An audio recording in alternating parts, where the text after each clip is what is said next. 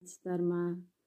Бұл Гүлсән тағам каналы. Мен бүгін сіздерге осындай жылқы етінен сірненің дайындау жолын, пісіру жолын көрсетемін. Оған керекті осылай сәбізімізді үткіштен өткізіп аламыз. Мен бір сәбіз пайдаландым. Үлкен бір сәбізді осылай өткіштейміз. Міне осындай болып шығады. Енді оған мен жуаны да сақтап, уақтап, көбіктап турап аламыз. Мынау каналымыздың роза гүлдерінің арасына салатын салмамыз. Дайындап атқаным.